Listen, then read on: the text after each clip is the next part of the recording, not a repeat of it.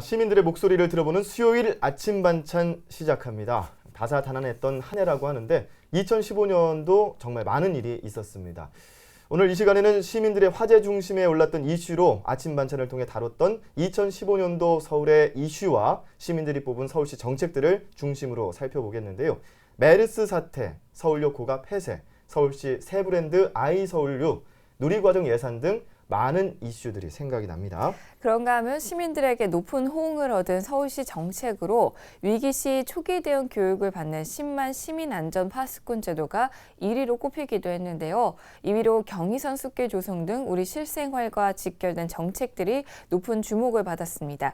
2015년 서울을 달궜던 이슈와 정책에 대해 은평구립 청소년 문화의식 구태희 활동가와 도시재생협력지원센터 최소영 코디네이터와 같이 얘기 나눠보도록 하겠습니다.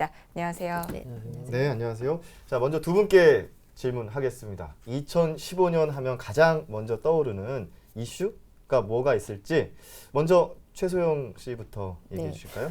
저는 시민들이 선정한 10대 뉴스에도 있는데요. 네. 제가 가장 생각나는 건 직접 체감한 그 희망 서울 정책 박람회입니다. 왜냐하면 그동안 동네에서 청소년들과 함께 작은 도서관을 좀 만들려고 계속 준비하던 과정에 있었는데요.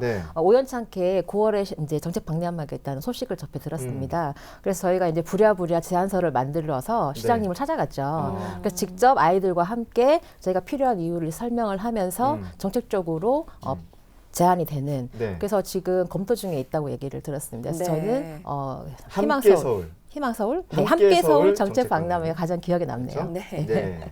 그렇군요. 구태희 씨는요? 네, 저는 아무래도 청년이다 보니까 청년과 관련된 거에 관심이 많은데요. 올 1월에 처음으로 서울시가 전국 최초로 이 서울시에서 청년 기본 조례를 만들었습니다. 사실은 그런 기본 조례안이 만들어지면서 되게 다양한 정책들이나 이야기들이 논의가 되고 있는데요. 그중에 아마 18세에서 34세까지의 청년들 중에 최저생계비 200%인 청년들한테 희망 2배 통장이라는 이제 제도도 만들어졌었죠.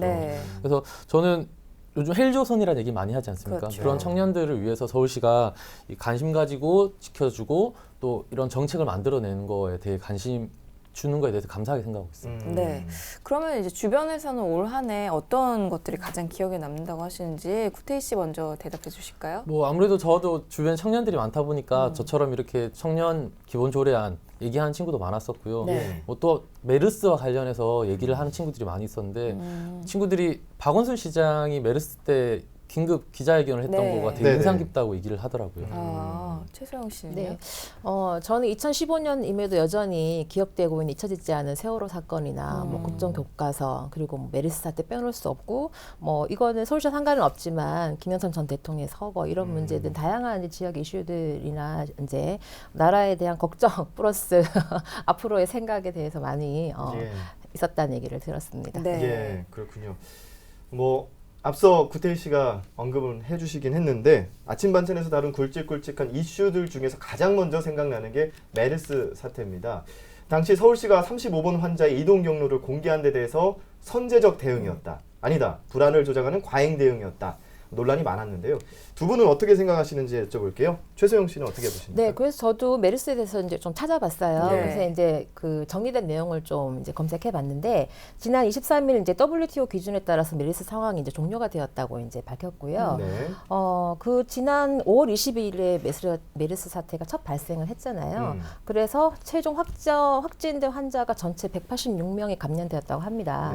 그래서 그 중에서 숨진 분들이 38명이었고 그렇게 따졌을 때 결과적으로는 메르스 치사율은 한 20% 정도 이렇게 나타났다고 하는데요. 첫 환자가 발생한 5월 20일부터 35번 메르스 환자가 생기기까지 굉장히 짧은 시간에 확산율이 굉장히 높았잖아요.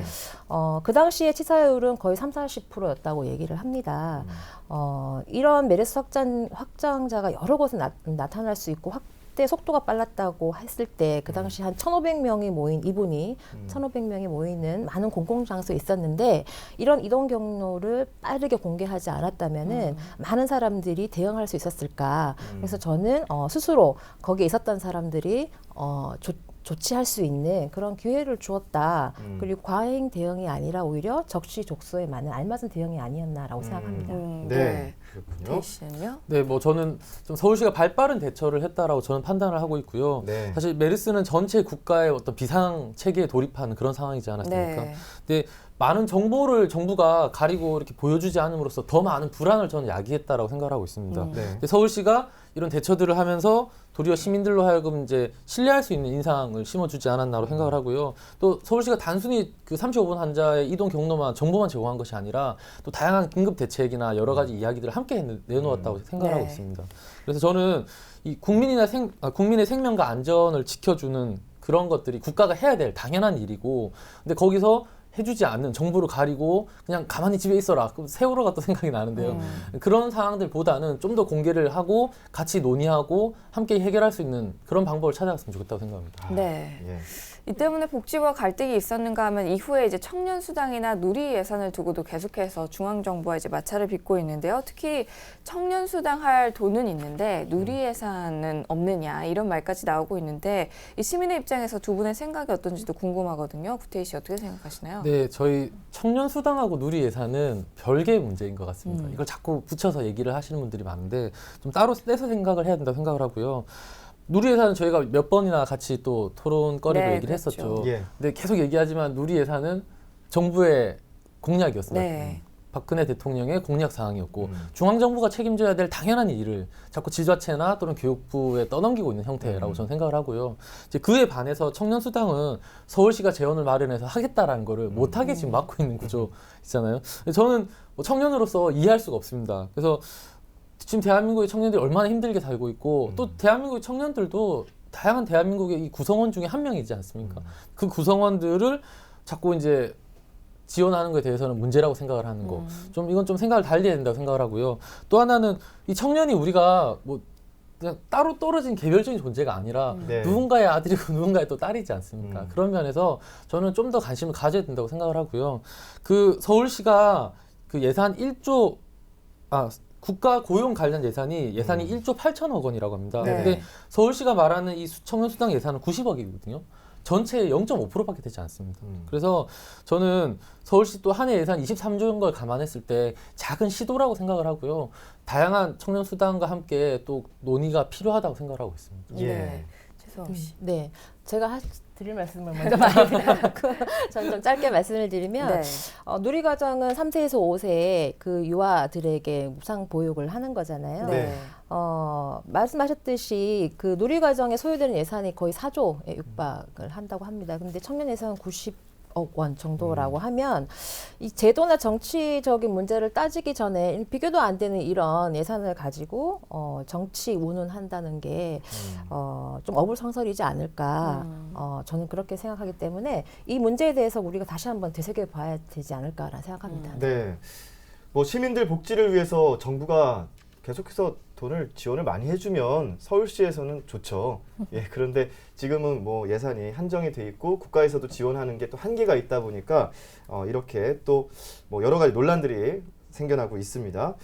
그리고 또 특히 중앙정부가 방금 말씀하셨던 청년수당을 뭐 포퓰리즘이라고 비난을 하고 있는데 이런 부분에서 또 핀란드의 얘기를 안 꺼낼 수가 없어요. 핀란드는 복지 차원에서 국민들에게 기본소득으로 한 100만 원 정도를 전액 지급을 한다고 해서 참 우리나라 대비가 되고 있는데요.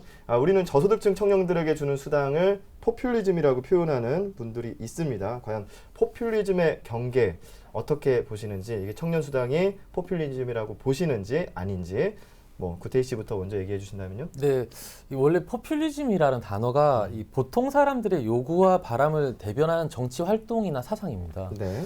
이제 이거 정치학 용어로 얘기했을 때 그렇다는 거고요.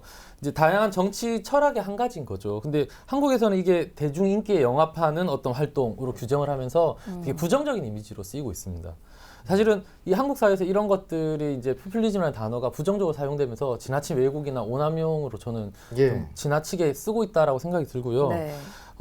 사실은 이제 모든 걸 포퓰리즘이다라고 얘기를 하면서 이렇게 공격을 하고 있거든요. 많은 곳에서. 근데 그런 것들을 좀 자제해야 되지 않을까. 정말 타당한 논의와 타당한 뭐 토론이나 이런 것들을 해가지고 이 정책이 좋은지 아닌지를 판단해야 되는데 그게 아니라 서로의 공격적 수단으로만 쓰고 있다라고 생각이 들고요. 네. 청년수당의 경우는 저는 단순히 청년 수당이 수당을 주는 것이 목적이 아니라 청년에 대한 다양한 어떤 요구라든지 어떤 정책 가운데 나왔다라고 생각을 하고 있습니다. 네. 그렇기 때문에 이 청년 수당이 정말 타당한지 그리고 또 청년들에 대한 정책들은 있는지부터 논의가 되어야 되는데 네. 뭐 이거 상관없이 뭐 바로 그냥 포퓰리즘이다 공격하고 이건 안 된다라고 얘기를 하게 되면 논의의 여지가 없어진다고 생각을 합니다. 그래서 이런 것들은 좀 자제해야 된다고 생각을 하고요. 또 하나는 박근혜 대통령의 공약 사항 중에 65세 노인들에게 누구나 예의 없이 기초연금을 준다라고 한 적이 있습니다. 물론 공약이 지켜지지는 않았지만 근데 노인들의 기초연금은 되는데 청년 수당은 안 된다? 이건 도대체 어디서 오는 논리인지 전 잘 모르겠습니다. 네. 네. 뭐 일단은 포퓰리즘 자체를 너무 부정적으로만 바라볼 게 아니라 이것도 대중들이 요구하는 그런 정책들이지 않습니까? 그러면 포퓰리즘도 어느 정도는 필요하다라고 생각이 든다라는 말씀이시죠? 최소영 씨는 어떻게 보세요? 네, 저는 그 문제를 약간 다른 각도로 좀 봤으면 좋겠습니다. 청년 수당 왜 줘야 하나 이렇게 봤을 때 요즘 금수저, 흑수저 되게 얘기 많이 네. 하잖아요. 그 어느 인터넷 글에서 어느 청년이 나는 부모님의 좋은 토양 아래서 태어난 아이다. 그래서 그 토양을 주신 그 부모님이 자랑스럽다. 그래서 나는 흑수저가 자랑스럽다라고 하는 이 내용을 들으면서 굉장히 예. 가슴 찡하게 읽었거든요. 이거를 보면서 내가 배고프지 않으면 남이 배고픈 줄을 모르겠다. 즉 내가 너무 많이 가졌으면 너무 부유하게 자랐으면 남이 어려운 줄 모르겠다. 청년 역시 마찬가지입니다. 부유한 가정 속에 사는 이 청년들이 어려운 친구들을 얼마나 잘 이해할까라는 네. 생각을 좀 해보게 되었거든요. 그래서 저는 청년들의 이 표를 가지고 돈을 주고 사겠다 말겠다 이런 얘기를 하는 것보다는 이 저성장 시대에 들어선 이 청년들에게 일자리를 찾아주고 그들 스스로가 일을 만들고 찾을 수 있는 이런 기회를 주는 성장의 기회를 주는 그리고 이 청년들의 아픔을 함께 나눌 수 있는 이런 마음으로 좀 이해하고 봐야 되지 않을까라는 생각을 좀 합니다. 그래서 우리의 삶이 더 이상 청년을 포함한 모든 사람들이 경제적인 논리나 표로 연결시키는 것이 아니라 정말 마음으로 그들을 헤아리고 이해하는 이런 사회가 좀 되었으면 좋겠다 싶습니다. 예. 네. 그리고 이제 아침 반찬 시간에도 다뤘던 내용인데요. 서울의 새 브랜드 아이 서울유에 대해서 좀 얘기를 나눠보도록 하겠습니다. 서울을 중심으로 나와 당신이 이어진다는 의미인데요. 하지만 이제 뭐 영어 문법에 맞지 않는다는 말부터 뭐 시민들의 의견이 양극단으로 갈리기도 했죠. 그래서 뭐 각종 패러디도 쏟아져 나오고 심지어 이제 패러디 공모전까지 하기도 했는데 예. 아직은 좀 공감을 끌어내려면 시간이 좀 더 필요하다는 생각도 들기도 하고요. 두 분은 좀 아이 서울유라는 브랜드에 좀 친숙해지셨는지 궁금하기도 합니다. 구태희 씨 어떤가요? 글쎄요, 아직 아이 서울유가 익숙하진 않습니다. 그리고 서울 시내를 많이 돌아다니질 않아서 그런지 뭐 이렇게 붙여져 있거나 뭐 보여지는 모습들도 잘 볼 수는 없었는데요. 네. 근데 이제 어느 정도 시간이 지나면 저는 익숙해질 거라고 생각을 하고요. 뭐 이거는 시간이 해결해 주지 않을까라고 생각을 하고 있습니다. 예. 최소영 씨는? 네, 저도 이제 긍정적인 반응보다 부정적인 많은 얘기를 주위에서 들었는데요. 네. 뭐 다시 따지고 보면 우리말 중에 영어 어법에 맞는 것들이 얼마나 있을까라는 생각을 좀 해보게 되었습니다. 그 서울시 새 브랜드 뭐 역시 뭐 낯설다는 느낌만 자꾸 받는 것이 아니라 이제 문득 이런 시가 생각나더라고요. 네. 내가 그의 이름을 불러주었을 때 그는 나에게로 와 꽃이 되었다라는 이 어느 시인의 말처럼 낯설지만 우리가 계속 아이 서울유 이렇게 불러주고 준다면 어느 순간 이제 의미 있게 나에게 다가오고 친숙해지지 않을까. 그래서 저희는 이제 이런 각자의 내 생각이 다른 사람들 공유할 수 있도록 이 이름을 많이 불러줬으면 하는 바람입니다. 네, 그래요. 뭐 좋게 해석을 잘 해주신 것 같아요. 시까지 읊어주셨고요. 이외에도 강남구 댓글 사건이나 롯데월드 재개장 소식 등 많은 이슈들이 쏟아졌는데요. 이 같은 이슈 외에도 눈길을 끌고 있는 것이 얼마 전에 서울시가 발표한 2015년 서울시 10대 뉴스입니다. 2015년에 추진했던 주요 정책 가운데 시민들이 투표로 선정을 했는데요. 그중 5위까지를 살펴보겠습니다. 먼저 1위가 네. 시민 안전 파수꾼입니다.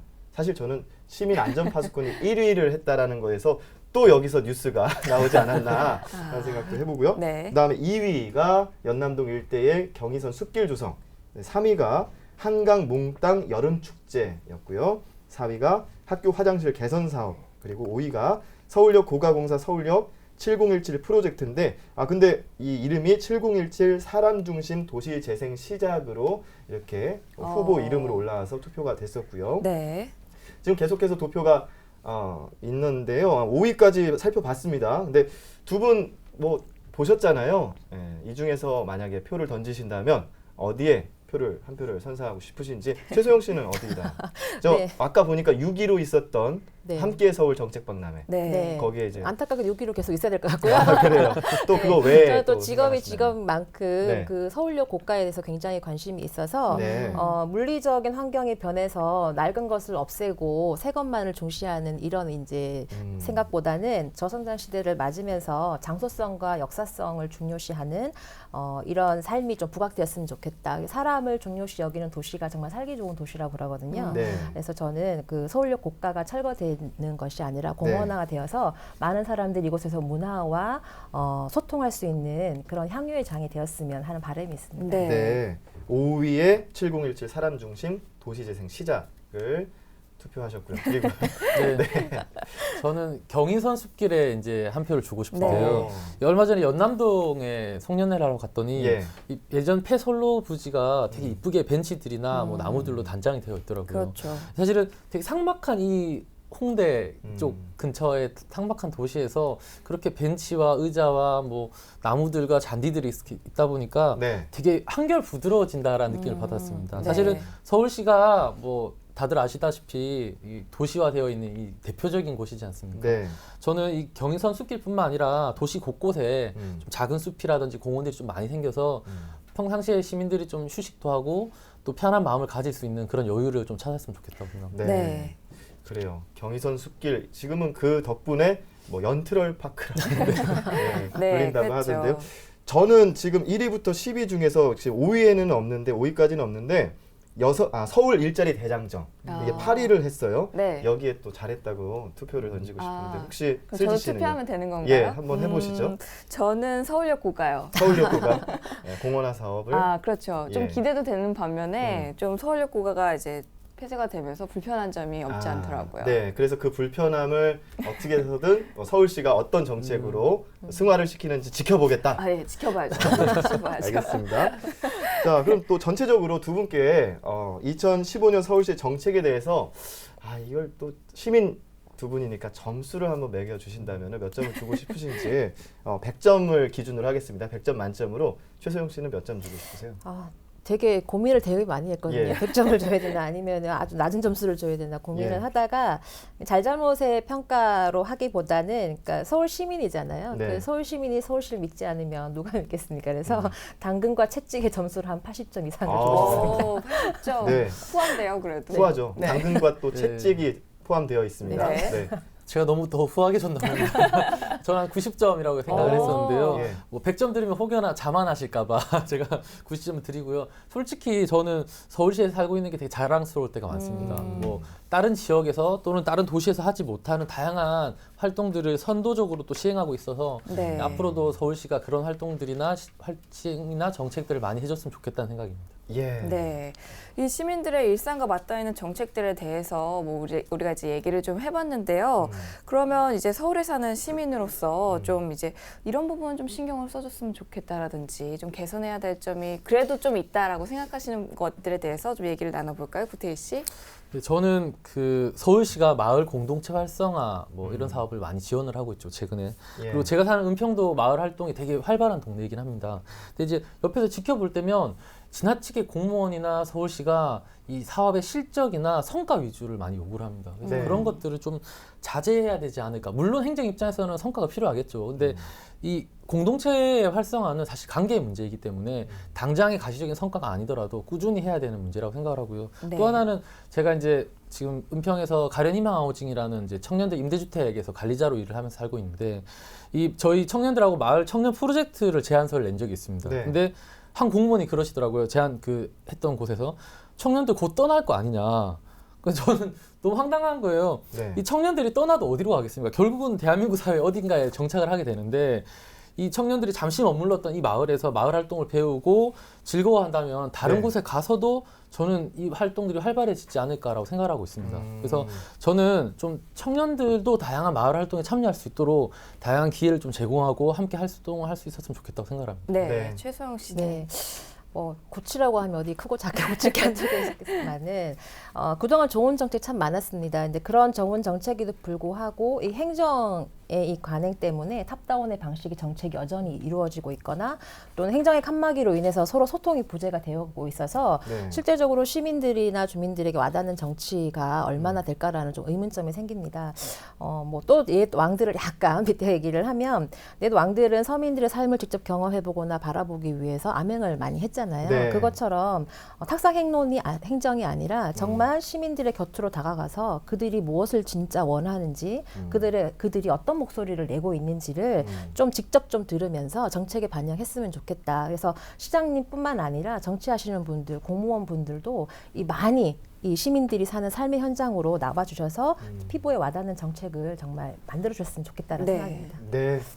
자, 두 분 이제 개선할 방향에 대해서 정리까지 해주셨고요. 그럼 이제 올해가 며칠 안 남고 또 새해가 이틀 정도밖에 남지 않았습니다. 두 분은 어떤 2016년이 됐으면 좋겠는지 뭐 염원을 담아서 짧게 말씀을 해주신다면요, 구태희 씨요. 네, 뭐 2015년 너무 힘들었던 한 해였던 것 같습니다. 뭐 사회적으로나 정치적으로 많은 일들이 있었고요. 예. 그래서 자연스럽게 강화문이나 시청광장이 되게 많이 나갔던 것 같습니다. 네.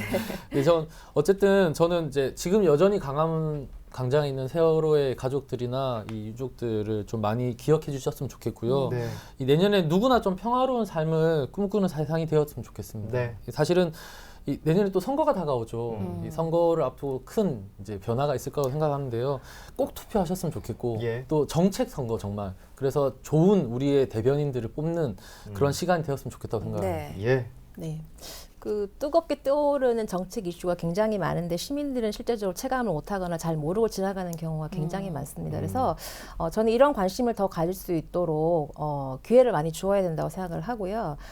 이러한 것들이 정치적인 사람들이나 전문가 집단에서 나오는 이야기가 아니라 정말 시민들의 이야기를 드러낼 수 있는 이런 장이 많이 마련돼야 된다고 생각을 합니다. 그래서 시민들의 토론의 장이나 직접 이 이야기가 전달될 수 있는 장인데요. 그래서 저는 이 올해가 어떻게 보면 되게 의미 있게 생각하는 게 이 평범한 시민이잖아요. 네. 예, 시민인데 이렇게 방송에 나와서 얘기할 수 있는 이런 장을 마련해 주는 게 굉장히 저는 감사하고 이런 기회가 저뿐만이 아니라 더 많은 사람들이 나와야 된다고 생각을 합니다. 네. 예, 좋습니다.